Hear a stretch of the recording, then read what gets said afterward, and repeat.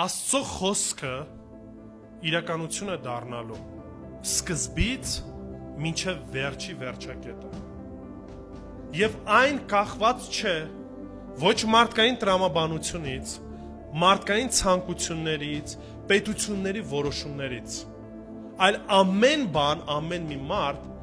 կախված է Աստծո որոշումներից եւ գրվածից։ Երկրորդ բանը, որ ես ուզում եմ շատ հստակ մեզ համար հստակ լինի,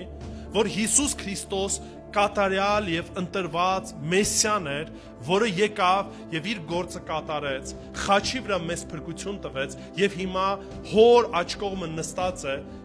եւ բոլորս գալու ենք Տիրոջ առաջ։ Եվ գալու է ժամանակը, երբ որ ինքը գալու է եւ իր թագավորությունն է հիմնելու։ Սա շատ հստակ է եւ շատ հստակ մենք սա պետք է հասկանանք։ Եվ երրորդը սիրելիներ, առանց Քրիստոսի ես գնալու եմ ու խաչելու եմ Քրիստոսին։ Մեր մեղքերի մեջ մեռած մենք հակառակ էինք Աստծուն։ Եվ սա ուղղակի Տիրոջ ողորմությունը աշնորհքն է, որ հավատով առ Հիսուս Քրիստոս մեր այդպես երբ որ մենք թշնամի ենք, մեզ սիրեց, փրկեց ու իրեն զավակ դարձրեց, որպեսզի մենք էլ գնանք ու Տիրոջ փառքը պատմենք ազգերին։ Սա է Տիրոջ ողորմությունը։ Մենք լավը չենք եւ լավը չենք էլ լինելու։